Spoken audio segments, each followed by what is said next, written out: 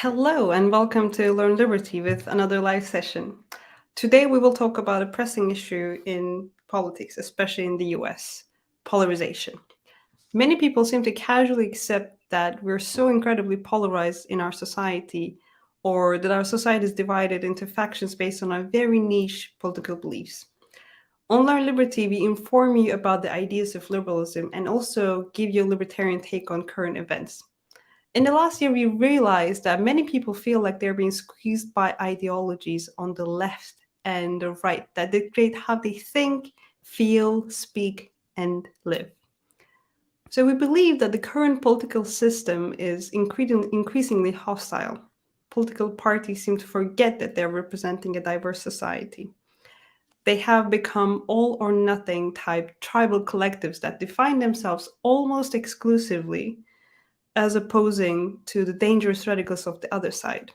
So Joshua, he's our marketing director, mentioned this the other day. Both parties call their opponents the other side and say terrible things about them. So it seems like if we can only beat the other side, we could win this war. But we understand that this culture war dynamic is a toxic proposition. Playing with zero-sum game plan always creates losers. Unfortunately, most of the times, well, almost all of the times, those losers are individuals rather than governments. In SFL, we believe that there is an alternative. Live and let live. Our students consider creating a prosperous and free society to allow people to associate as they wish for mutual benefit. SFL is a big tent organization that fosters civil discourse and individual freedom for all. So to make an example, today we're joined by Hannah Cox and Professor Anthony Davies to discuss the nature of political climate in the United States and the culture war. Hannah Cox is a libertarian conservative writer, activist, and commentator. She is the content manager and brand ambassador for the Foundation for Economic Education, which I think is the oldest libertarian think tank out there. I'm sure all of our audience knows FEE. Anthony Davies is an associate professor of economics at Duquesne University, co-host of Words and Numbers, and he's a Sheets fan. He has more videos on Learn Liberty than any other professor, I think, and he's rightfully the star of our channel. Welcome, Hannah and Professor Davies. Thanks for having me. How are you doing? How is it wherever you are? It's great. I'm from Pittsburgh, where it's always raining or snowing. So to see a little bit of sunshine is wonderful. That's amazing. It's going great here too. We're in the FEE Studios in Atlanta. Oh wait, it's this way. FEE Studios. It's a great day. Awesome. So I guess we can jump into the conversation because I think we have a lot of questions from our people as well. So to start with, questions to both of you. So there seems to be a general resentment towards the political system in the US. Do you have the same experience? Did you observe anything? Do you have any personal anecdotes? So let's start with the ladies. So Hannah. Well, I don't think it's a secret. Everybody knows that the political climate in the US is not great and getting progressively worse, at least if you're looking online or if you're really active in politics. I think if you're just going about your day-to-day activities, right? It's not as bad as it might seem in the media and in certain circles, but certainly we do see the temperature continuing to rise in this country. We see more conflicts happening between people. We see a lot of actual fights between people, right? Like Antifa and Boog Boys and these different factions that you see springing up. And so it is getting more contentious. And I don't really think that there's anything to suggest that we're going to go back the other way. Largely, we have two groups of people who predominantly don't know each other. We know that the US as a whole really is segregated still into bubbles. People are extremely unlikely to know people different than themselves. That pertains to race, to religion, to nationality, and it also pertains to politics. And so when you don't know people, it's very, very easy to demonize them. It's easy to stereotype them. It's easy to imagine things about them that might not be true. You're not going to have as much empathy. And you're also really not going to have a very good understanding of what they actually believe, because humans are not great at communicating with one another. We know this. The human brain has all sorts of factions within it that actually make communication very, very difficult and complicated, even when you are face to face with someone. When you're kind of playing a game of telephone and being told, oh, these people over here think this, and it gets passed down the line, it keeps getting worse and worse and worse. And because we're not breaking those barriers and actually getting to know one another and living alongside one another, I think it does create a lot of hostility that could be dissipated if we did that one simple thing. And that's one thing I've tried to do in my political career. It just so happens that I'm not in either of these major two camps, right? I grew up kind of Republican, quickly realized when I started working around politics that Republicans didn't actually adhere to the values they proclaimed that I actually did hold to, and certainly wasn't going to the left where I didn't identify any better. And so I ended up in this sort of libertarian camp, and a little bit isolated from the tribes, right? I think we often feel a little bit left out of the political system. But at the end of the day, it's actually given me a really good opportunity to cross those barriers, because I tend to work on public policy issues. And when I'm doing that, I find really strange bedfellows. So for instance, for 3 years, I ran a group that did death penalty repeal work, but we did death penalty repeal work from a right-wing kind of angle. So I was building coalitions of conservatives and libertarians, but then we were showing up at state capitals and working with people who were in groups like the ACLU or even the Southern Poverty Law Center. And what was so fascinating about that experience is that as I would get to know these people and work alongside them, they would say hilarious things to me, like, we really didn't know how you were going to be before you showed up here. We heard you were coming. And within an hour, we were all in the group text saying, like, she's actually nice, right? Because I was the first conservative libertarian they'd ever met. And that really broke down barriers to where all of a sudden I was somebody that they knew and that they liked, and they were working alongside on an issue that they cared about. And so it really took the heat out of the room. They were more willing to listen to my opinions on other issues. They had a better understanding of what somebody in my ideological camp actually believed. And maybe they didn't change overnight and become a libertarian. Some of them did actually move into the libertarian camp after working alongside me. But others at least became more open to listening to these arguments. And so I think that if we want to address the political climate in this country, those are the kinds of actions we have to take. But as a whole, we don't see a lot of people really actively working to break outside of those boxes. Professor Davis, you can. Yeah, I think we could probably point to a whole bunch of problems. I think there are two major ones, maybe three. One is that voters, by and large, tend to treat politics as a sport. So you pick your team, and for good or ill, you cheer for your team. And so you get all sorts of inconsistencies of, and it happens on the Democrat and the Republican side, of people complaining about the other party doing something. And then when their party gets into office, their party does the same thing. And all of a sudden they're for whatever this thing is. And so in treating politics parties as sports teams, there's no room for compromise, because that's not what sports teams do. What sports teams do is to defeat the other guy. And so I think that's one problem. Another problem is that politicians have an incentive, and I think the incentive is growing over time, to pit people against each other. The more that the people on the left think that the people on the right are the problem, and the more that the people on the right think the people on the left are the problem, the less apt those people are to come to the realization that actually it's the politicians who are the problem. And as our problems become greater, and you can use as a metric the federal debt if you like, because they probably track, as the problems get greater and greater, politicians have more and more incentive to pit us against each other. And if it's not left versus right, it's, the middle class versus the poor, or the rich versus everybody else, or whatever it is.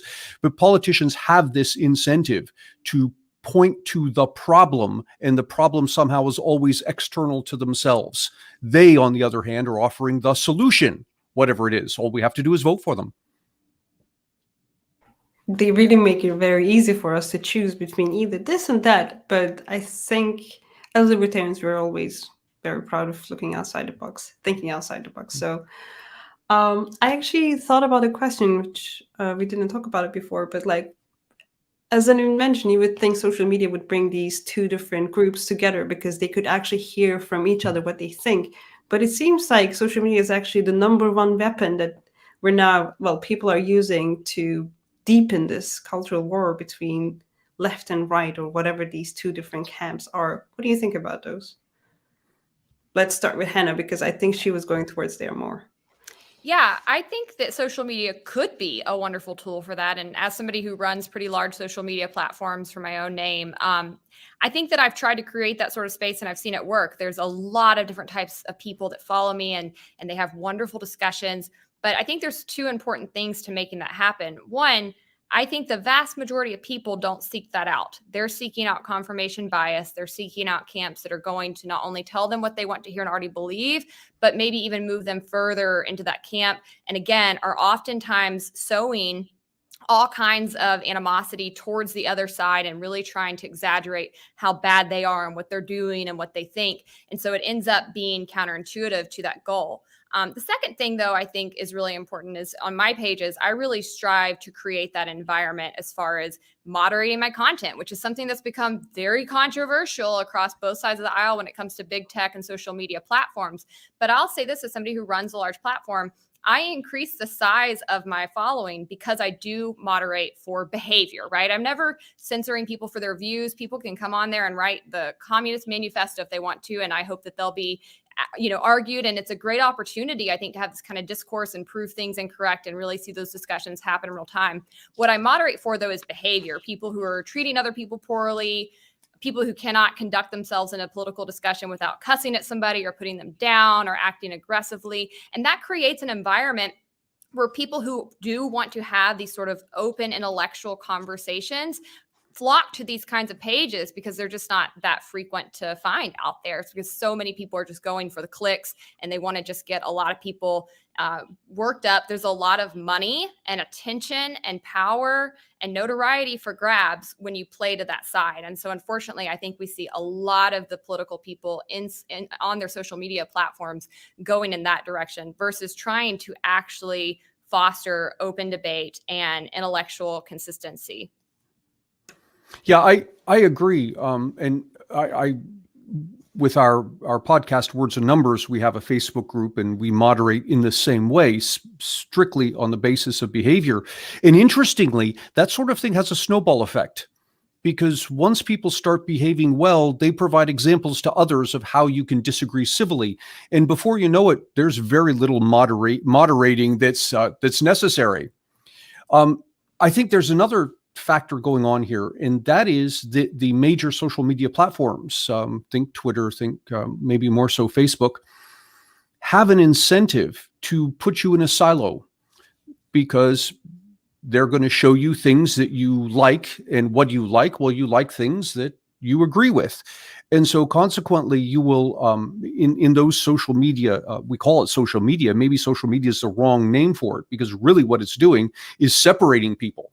So once in a while, I'll encounter someone by serendipity who runs across one of my arguments for free markets, someone who's on the left.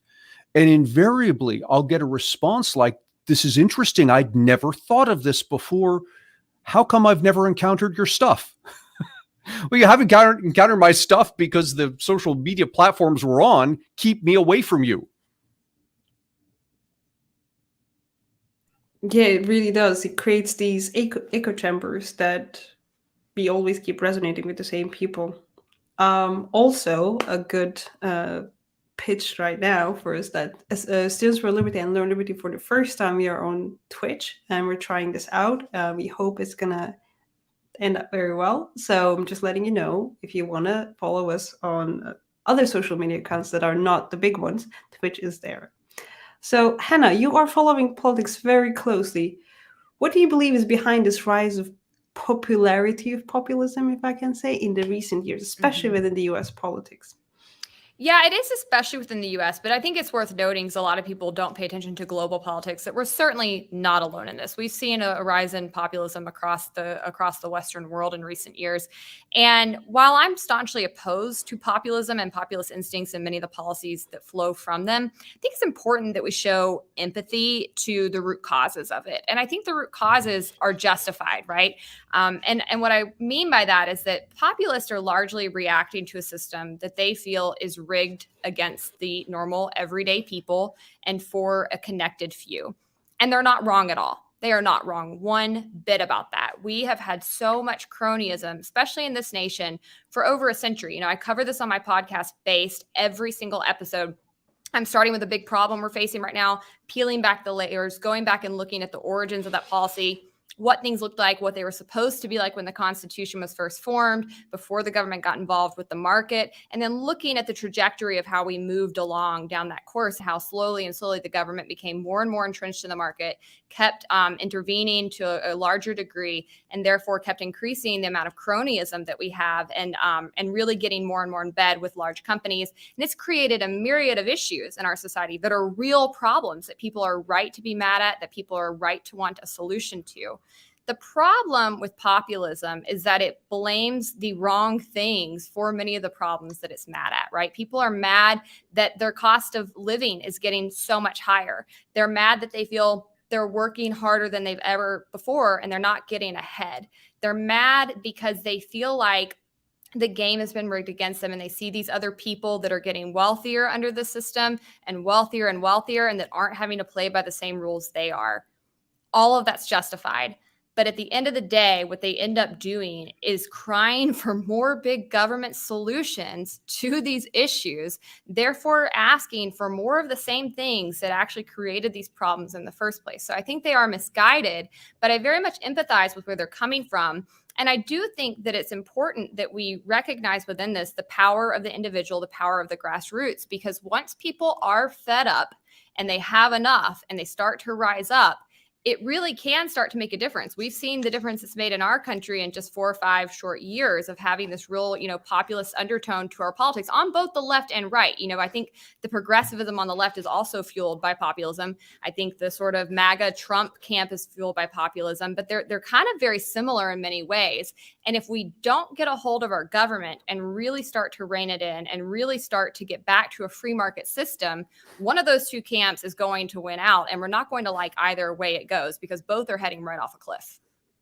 Yeah, and I think that's right. People have a tendency to see cronyism in the private sector, but not to see it in the public sector.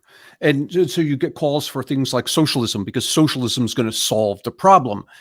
And people aren't realizing that the problem emanates from human behavior. It's not the economic system that you're in. You can have a crony socialist system as readily, I think actually more readily, than you can have a crony capitalist system. So I think this is right in this sense that people's tendency is to default to government as the solution because they don't realize that government in many cases is the source of the cronyism to begin with. I think another problem that occurs with people becoming disaffected with what's going on in the world is a mischaracterization. And again, I point the finger here at politicians. They mischaracterize what's going on. So they'll say things like, well, middle class wages have stagnated, and they'll show data. Well, the data that they show for middle class wage stagnation is correct, but they're misinterpreting it. And they know darn well they're misinterpreting it, right? So the average wage is constant, although individuals' wages rise over time. Standards of living are way, way better, even amongst poor Americans than they were a century ago. Arguments about inequality and arguments about income inequality have reached the point now that nobody even asks the question, is inequality something we should be concerned about? That's just a given. Of course, it's something we should be concerned about, and we should do something about it. And so we've gone far down this path of mischaracterization of the nature and problems of inequality. And then finally, this issue of people paying their fair share. And this is something that politicians love to repeat because it puts them in a position of being able to pit the 1% against the rest of us, or vice versa. And, the fact of the matter is, you look at the numbers and what the politicians are saying is patently false. The average 1%er pays far more taxes than anybody else, even in proportion to how much they're earning. And the problem here, I think there's a danger that you come away from this thinking, well, politicians are stupid. I wish that were the case.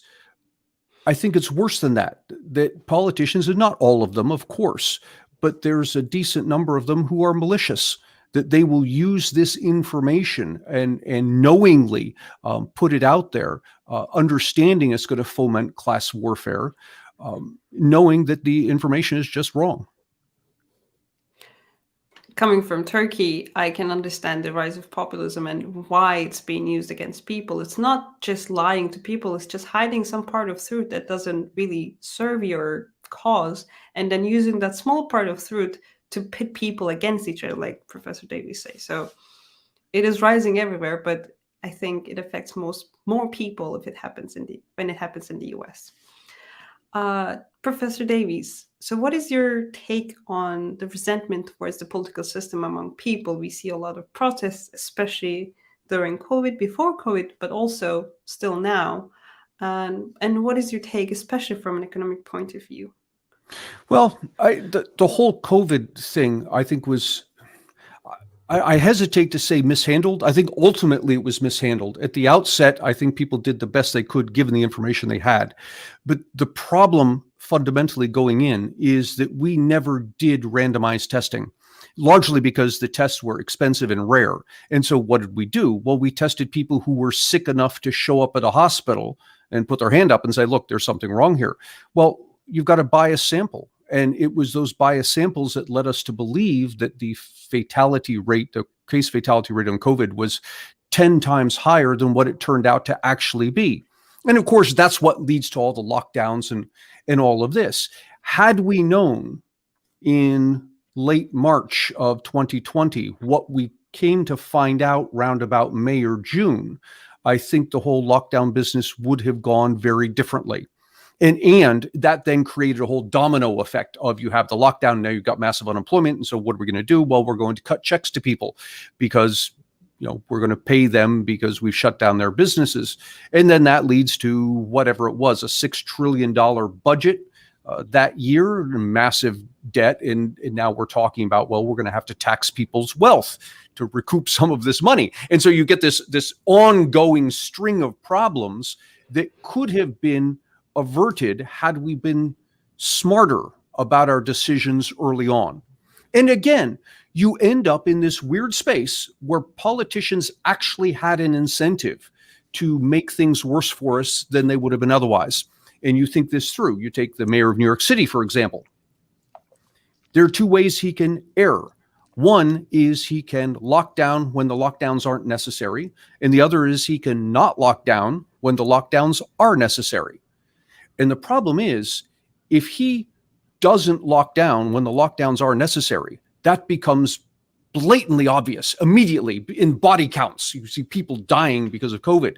And so we can point very clearly the finger of blame at him in that instance. But if he locks down when the lockdown isn't required, it's harder to say that he's done something wrong here, right? What do you point to? You say, well, you shouldn't have locked us down. Nobody's dying. And his response is, yeah, but imagine how many people would have died if I hadn't locked down. And so you can see his incentive as a politician is to err in the side of doing too much rather than to err in the side of doing too little. And that's what gave us this ongoing string of lockdowns. And, we're promised that the lockdown will end when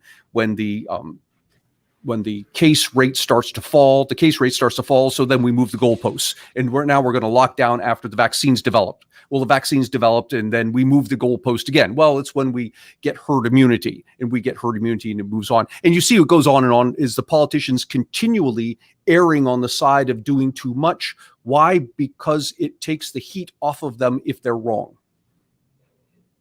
Totally agreed. And also, if you want to hear more about Anthony Davies talking about COVID and inflation, we have two videos actually. One of is cost of COVID which is a 360 video we did on Learn Liberty, and the other one is the inflation, why we shouldn't cut $2,000 checks to people randomly.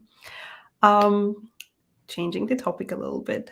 Hannah, I think you know about the institutions and people, the relationship with people much better than, well, for me, for sure. Do you believe Americans have lost their faith in their political institutions? And what's your take on that? I think they're losing their faith in some institutions, but I also think it's highly based on like the partisanship in the country, right? Like I think they should have lost their faith in all the institutions 50 years ago. Like, people who are just waking up to the fact that FBI is corrupt. I'm like, did you read about the 1950s and 60s? Like they've always been corrupt. What are you talking about? You know, but it's still very like biased around they don't like the FBI because of things that happened under Trump versus just unilaterally recognizing that there is a fundamental problem with our law enforcement agencies. So it's very selective, right?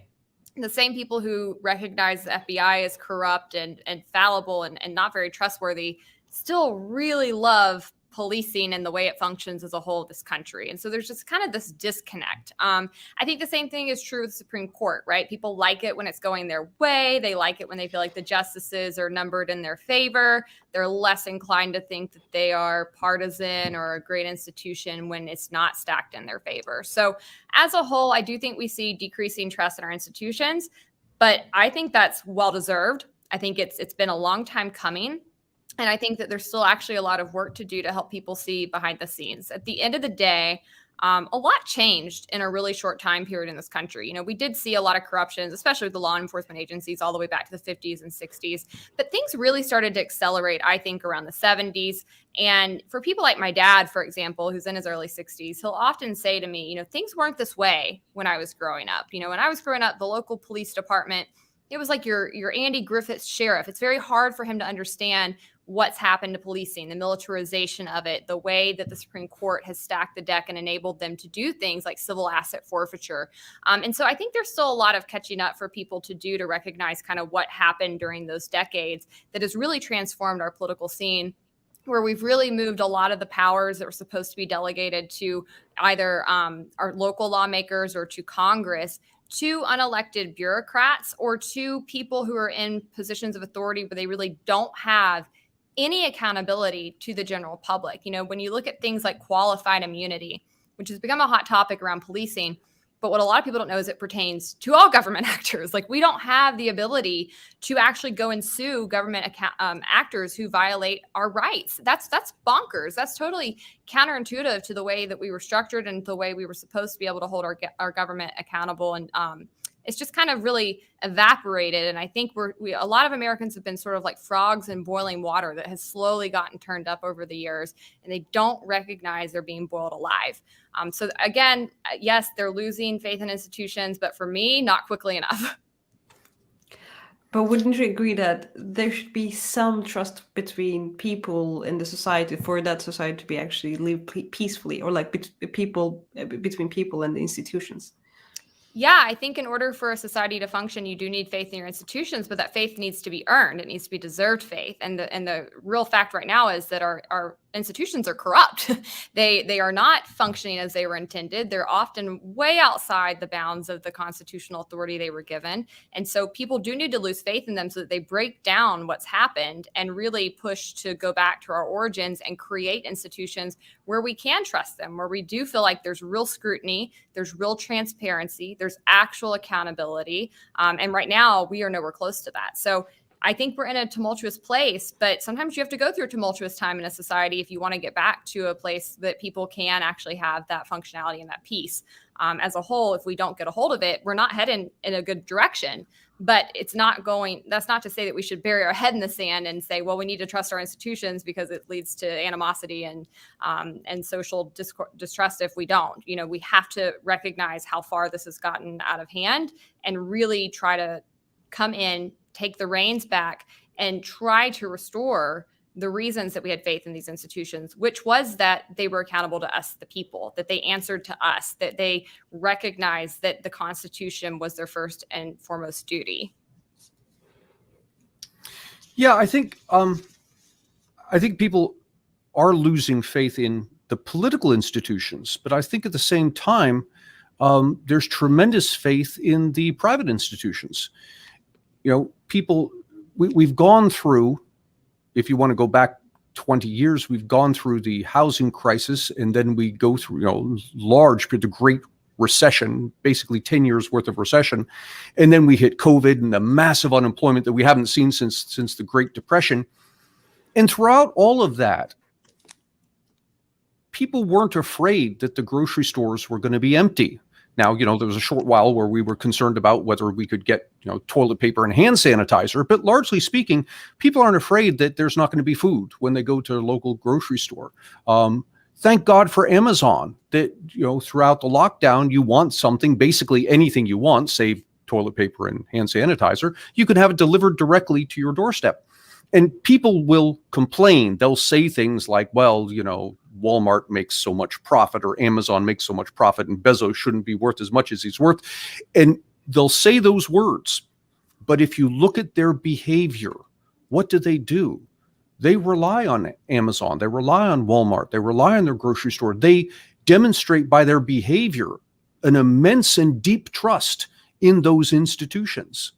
And so I think there's a bit of a dichotomy here between the public and the private institutions. And I point to one reason for that alone. And that is, in the case of the private institutions, you have the ability to walk away. The instant this business is not doing what I want it to do, is not satisfying me, is not giving me what I want, the prices that I want, I can walk away. I cannot do that with public institutions. And because of that, I have no control over them. Now, people will say in response, well, you can vote the people out of office. Come on. At best, that's 2 years from now. I'm supposed to remember that I'm upset about this particular thing when I go to the voting booth. Oh, and I can't vote for this particular policy. I have to vote for a whole suite of policies that are embodied in a particular politician. And furthermore, even if I go through all of that, this institution that's not serving me isn't going to go away unless a supermajority of other voters agree with me. That's very different than my dealings with Walmart. If I don't like what Walmart's doing, it doesn't matter how many other people agree with me. I walk away. I shop somewhere else. And I think it's because of that ability to walk away, that people feel comfortable trusting private institutions far, far more than they trust public institutions. Agreed. And it also seems like people are frustrated because they cannot get rid of these institutions and unchanging political status quo, but it seems like they're taking it from each other rather than taking it from political institutions. Even with the protests, we see it's not towards the government, most of the time, but it's towards different groups of people. What do you think about that? Hannah, it's your turn. Well, any one of you, whoever has the hottest take. You go ahead. I thought she was. I'm sorry, I got lost. I thought she was asking you a follow-up question. You're now you're gonna have to repeat the question. Sorry. All right, that's fine. I think what it seems to me that people are frustrated with political status quo, and they seem to take it out on each other.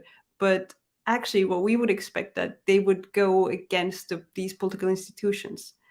Oh. Why do you think that people go against each other rather than the institutions themselves? Yeah, that's a good question. I don't know the answer to that, other than it's easier to point to something tangible, like my next door neighbor who had a Trump sign in his backyard, for example, than it is to try and point to an amorphous, political institution. I think there's something under the waterline here that's worth mentioning, and that is, I think that people, and I'm going to generalize broadly, but I think broadly speaking, people on the left perceive government and governmental institutions as complements to society, whereas people on the right tend to view government and governmental institutions as substitutes for society. And I think a lot of the disconnect comes from those two views, because you'll get things like people on the left saying the government should do more to help the poor, and people on the right saying the government should do less to help the poor. And each side thinks the other side is evil. What they're missing is that they're both saying the same thing. They both believe that our institutions should do more to help the poor. When the left says the government should do more, what they mean is we, society, we should do more. When the right says the government should do less, what they mean is we, society, should do more. That is, the government needs to get out of the way and let us do our thing. And so I think that you'll get a lot less of what you're describing, the people kind of pointing to each other, if we all take a deep breath and ask, rather than what should we do to solve the problem, ask what is the outcome we want. And I think there you'll find far, far more agreement. Everybody, left, right, center, wants better education. We all want our streets to be safer. We all want people to have health care. If we focus on the outcomes that we're looking for to begin with, rather than focusing on the means to achieve the outcomes, I think we would find a lot less of the finger pointing you're describing. I agree with all of that. I also think one big reason you see this is that people either don't know how to raise their voice in the political system in a meaningful way, or they don't think that there is a pathway anymore. I hear so often from people when we're talking about a certain thing going on in society, they'll say, what do we do? What do we do about this? How do I make a difference? I don't know how to raise my voice. A lot of them don't even know how to contact their lawmakers. And if they do, they get an answering machine. And so they don't feel like there is an actual pathway for them to actually engage meaningfully in politics. But it is very easy to go on social media and air that you're upset with the other camp. It's very easy to, as Ant said, find somebody with a Trump flag in their lawn and let them know what you think about their opinions. And I think that's where a lot of it comes from. And again, I don't know that those people are totally wrong. Our political process has been so co-opted by the DNC, by the RNC, and by special interests that as a whole, elected leaders aren't really that accountable to most of their constituents. They really don't listen to them, at least not more than they do their donors or party leadership. And so I think that that's why you see a lot of this coming back into the culture, because there's nowhere else for people to air their grievances. And I think, let me follow on Hannah here for a moment, that we talk, and our whole conversation here has been Democrats and Republicans. And what we tend not to be aware of is that both of those groups are minorities. The plurality of Americans are independent. That is, they actively choose. I don't mean passively like they don't do anything. They actively choose neither Democrat nor Republican. And we rarely talk about those. We talk about as if we're split down the middle and there's this behemoth on either side. And it's not. The Democrats and Republicans are both minorities. It's the independents that are the plurality. It's a great point. Agreed. Also, I was going to ask something similar on that. The bipartisan politics mostly exists in the US. Outside of the US, it's mostly the plurality of parties and plurality of these diverse ideas, ideologies, and policies. But it seems like the US is really stuck on this bipartisan politics, and it seems like it is pitting people towards each other. But actually, the narrative, most of the times, the populists are using the silent majority, is actually real, that most of the people are not either left or right. They're just something in between. They have diverse opinions about things. It doesn't come as a package when you have one political opinion. So I was going to ask Hannah, do you see this trend increasing in the coming years, that people are pitted against each other because of the bipartisan politics? Yeah, I do see that continuing to happen. Like as Ant said earlier, and I think this is an analogy that we use a lot, it really is becoming more and more like watching a sporting event. I'm from Alabama.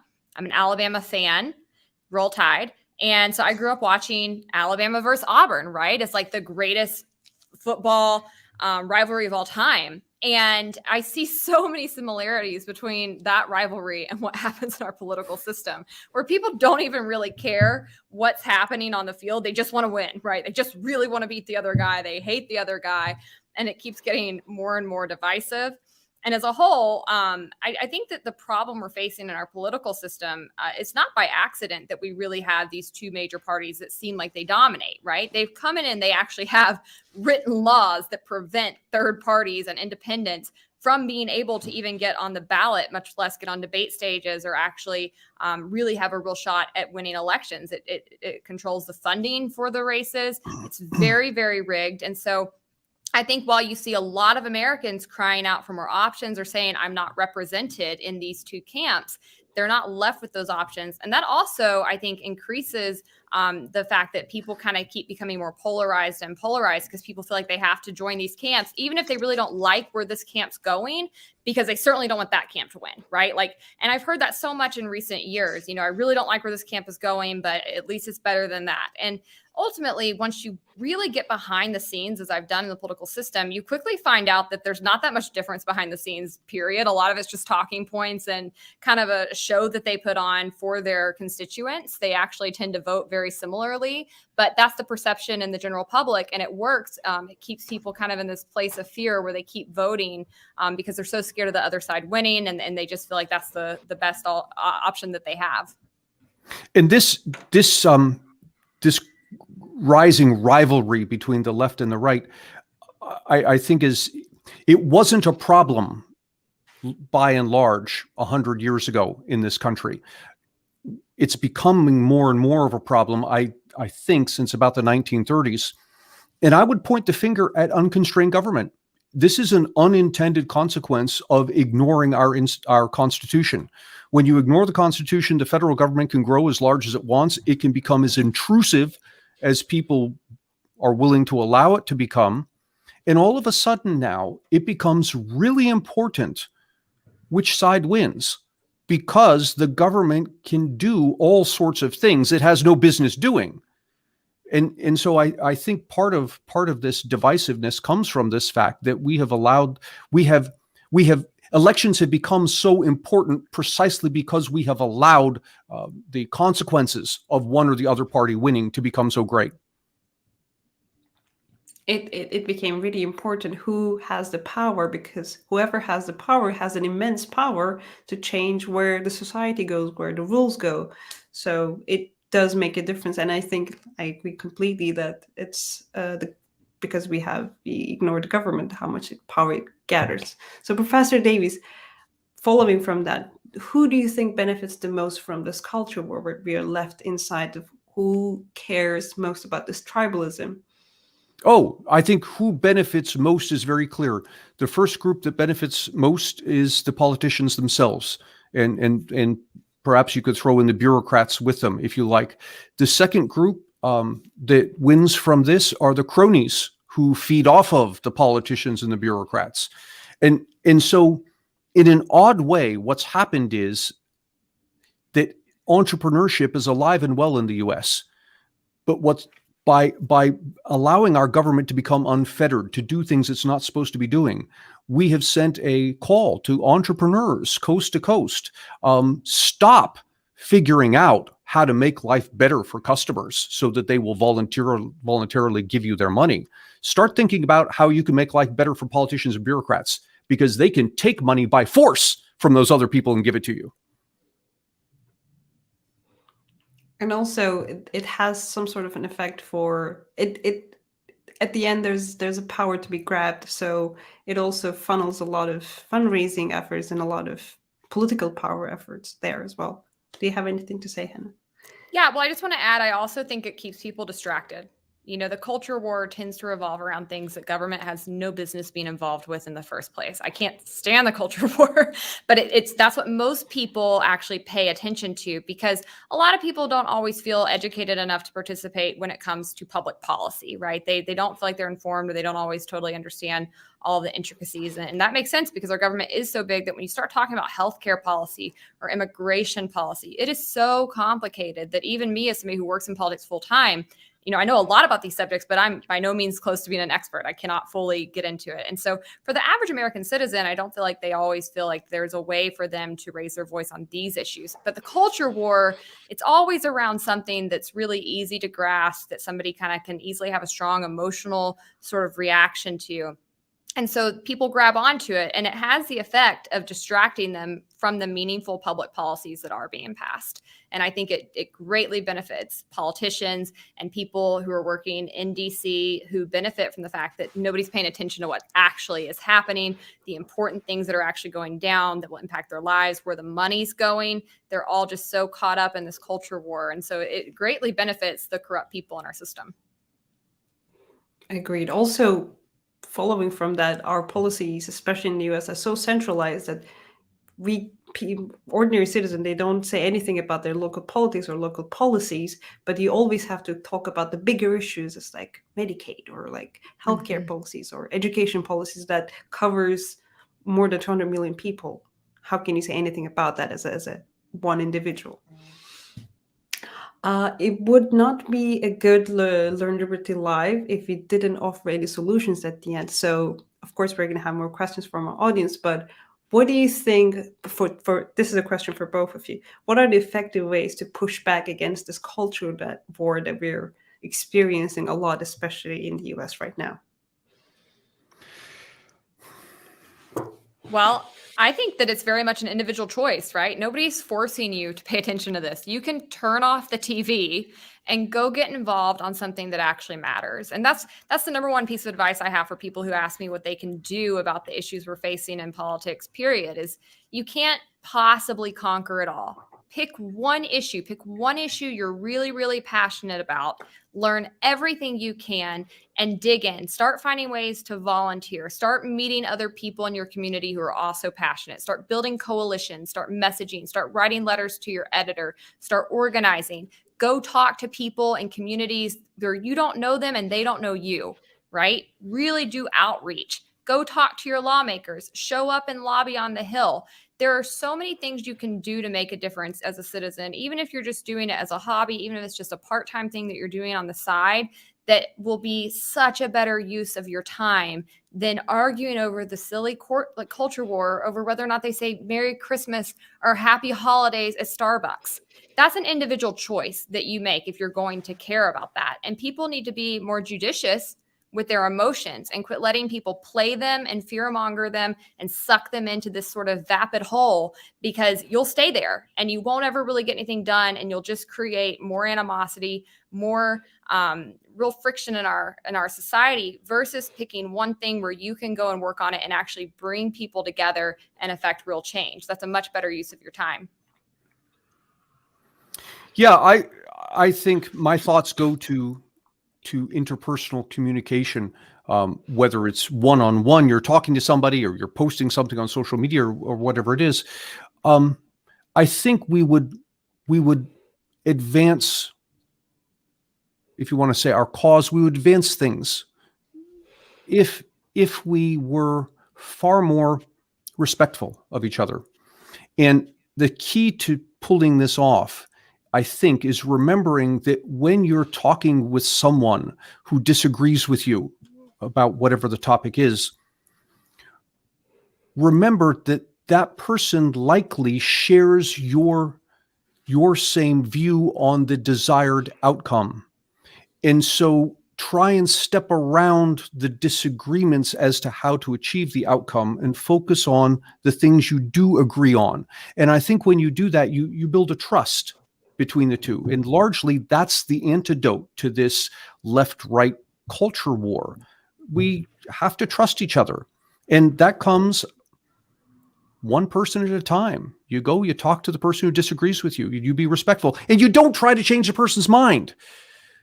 Rather, you just demonstrate that you're a thinking, feeling person and that you hear them and you respect them, and in turn, they will respect you.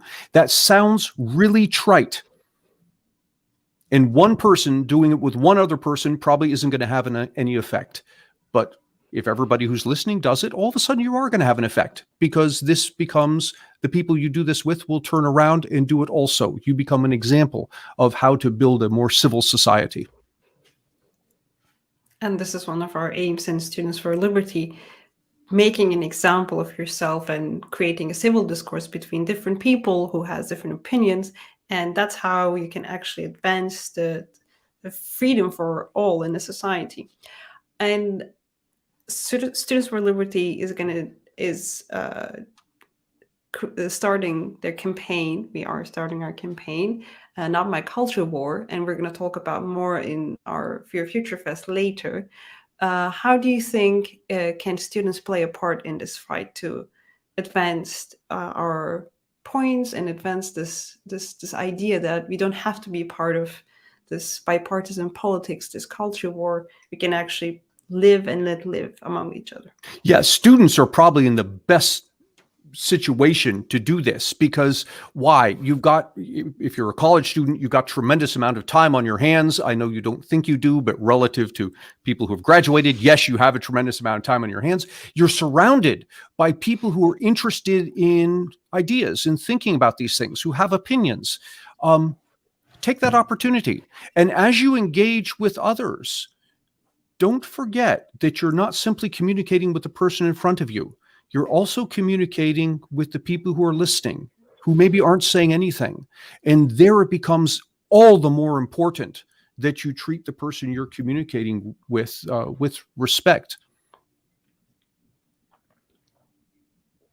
Yeah, I love that advice. I think that as a whole, college students have such an opportunity. I don't think people understand when they're that age how much political leaders actually fear them, because they know they're the coming movement right behind them, and they know that they need their energy, and they know that if the young people get energized on something, they really do pay attention. And so you've got this amazing opportunity where you do have more time on your hands than you will later in life. You do have others around you that you can easily mobilize with and build coalitions with, and go and actually show up and start making a difference on some of these issues. And then you've also got amazing groups out there like Students for Liberty that are doing tremendous work that you can partner with to help raise your voice. You can start writing, you can start blogging. There's just so many ways that you can start getting involved at that age that I think are really energizing and exciting. And I just hope young people, if they take anything away from this, know like they have so much power in this country to really rise up and to change things and to move things. If you look at our founding, we were founded by young, radical people who believed in liberty and would not give up. If we get that same kind of energy going with like 10% of the population in this country, we can turn things around. It doesn't take everybody in the country getting on board. We just need people who are really on fire to start getting involved. Totally agreed. And if you feel like, this is for the audience, if you feel like you have a good idea and if you're a student, please reach out to Students for Liberty. We are here to educate, develop, and empower the next generation of leaders. So anything for your cause, we are ready to help you there. And I'll start taking questions from our audience, if you will. So Harkirat Singh, they say that, I think this is towards Hannah, does the left understand the inefficiency of the government? Do they know? I don't know if they understand the inefficiency of it, but they certainly understand the corruption of it. And I think that that's sort of the area we need to work to build with them. You know, when I was working with them, again, I was working often with criminal justice reform issues, the death penalty specifically, and they would talk about all of these issues with it, you know, about how much money we spend on it, how much more we spend on the death penalty versus life in prison without parole, how excessively wasteful it is. They would talk about the vast number of innocents that we've discovered in the system, how often the government gets it wrong, how often prosecutors lie, and all of these various components of corruption, right? They would talk about systemic racism within the death penalty, which is definitely there. And I'd be like, and like, do you think this is the only area of government where this is happening? Of course it's not. Of course it's not. You know, of course there are systemic racist issues. Of course there is corruption. Of course there is lying. Of course there is wastefulness throughout the government. And so I think it's just, you know, if you can partner with people on things like that and then help them open their eyes to other issues where this is true, I think it's a pathway people have to walk down. You know, just as I didn't move from being a John McCain Republican in 2008 when I was in college to who I am now overnight, you can't expect someone on the left to move overnight either. But what you can do is find connection points with them, get their respect, Form real relationships. That's key, right? You can't change somebody's mind by yelling at them on the internet. You change people's minds by getting to know them and having a relationship with them, and them coming to respect you and having respectful discussions, and slowly helping them understand that their ideology should actually lead them here versus here, and that maybe there's some inconsistencies in the way that they're thinking about things. That's the pathway you have to take. But I think there's a lot of opportunity on the left, and I think, unfortunately, we have not done enough to go and actually meet those people and talk with them. And because of that, it's been really easy to sort of disregard libertarians or just lump us in with conservatives. And there's a huge difference. So I encourage everybody, I think if you could just make one friend who has radically different views than you, you're doing a lot to advance our political causes. That's significant. Agreed. So Jose Salazar, I think this question is also towards Professor Davies. He says, is it necessary to put a true libertarian alternative on the presidential pathway? Yeah, I'm of two minds here. I think in a pure sense, a libertarian will never be president, because to be a president requires that you compromise. And if you're going to compromise, I'm not sure that you're a libertarian, right? Because, and so I don't know. I think the two might be mutually exclusive. Now, what would be great is to have a libertarian leaning president. Will that come along? I don't know, but there's something interesting happening. We had Trump for 4 years. We now have Biden. And I don't think that either one is a particularly good president. In fact, the two of them may go down in history as two of our worst presidents. If we get Trump again after Biden's term, as what people are saying, it raises a question in my mind. Is it the case that one or the other, or perhaps both, of the major parties have effectively imploded? This has happened before. We always have two major parties, but they haven't always been these two major parties. We've had shifts at least once, possibly twice in our history, where one of the two major parties is replaced by a third. We might be coming up on that time, and it might well be the libertarians that replace one or the other. And that's a bittersweet thing, because on the one hand, the libertarians would become a major player. On the other hand, they would cease to be libertarians, because to be a libertarian is to state, look, here are the first principles. This is what I believe, and these are the things that follow from that belief. And that's great, and I think it's wonderful, and I espouse that, but it makes for an ineffective politician. Well, fair enough. But in SFL, we're trying to be a big tent organization, so we also welcome minarchists who believe in a minimal government. That's also possible. Sure, yeah, and you can make the argument for a minarchist as well. I tend to fall more in the minarchist camp than the pure libertarian camp, and I get lots of heat from all sides because of it, right? And I think one of the things there, I think you could bring a lot of people from the left and the right together here by saying, look, where we're going to start is with a limited federal government. And that doesn't mean no Social Security. It doesn't mean no Medicare. It doesn't mean no public schooling. It means that those things you handle at the state level. Minarchism is about a limited, strictly limited federal government. Now, you might say in response, well, that just puts us right back where we started. No, it doesn't, because remember my earlier comment, the thing that makes the private institutions so valuable to us is the fact that we can walk away. You can't walk away from a federal government, but you can walk away from a state government. And all of a sudden, under a minarchist framework, you're in a situation where we bring the same power of competition that works so well in the marketplace, and we bring it into the political sphere, and it starts to impact the state politics. I think that becomes really, really powerful. And I'd love to say that it was my idea, but the founders came up with it a long time ago. If we just look at it and follow what they planned, I think things would work out a heck of a lot better than they have. I think we got a very good Learn Liberty video out of this last little hot take, so I'm very happy to get at least one. So both of you are going to be at our Future Fest in a week, actually. Well, 2 weeks almost. So what are the things that you want to talk about? What are the things that you're excited to talk to, or students or activists? They're going to people that who are going to be in the Future Fest. Let's start with Hannah. Yeah, so I think I'm going to be speaking about civil liberties and the way that we can rise up and start to work to get our rights back. I'm really passionate about helping people feel equipped and empowered to go out and really take ownership of their own lives again. And so I'm excited for that discussion, excited to meet many of the students. This will actually be my first Students for Liberty event. I've never been to one before, so I'm very excited. We hope we're going to host you very well. We'll be doing, James Harrigan, my colleague, and I will be doing a Words and Numbers live episode on your main stage. And we think we're going to be talking about something similar to what you brought up here, which is the left versus the right. And actually what we argue is less left versus right than it is authoritarian versus non-authoritarian. And what it means for society to break that way, and how do we deal with it? Great. Very on-brand topics. I'm very happy to hear both of you. So if you still want to go and join us on Future Fest, please go to our website, or we still have 50% off on our tickets with the code Learn Liberty.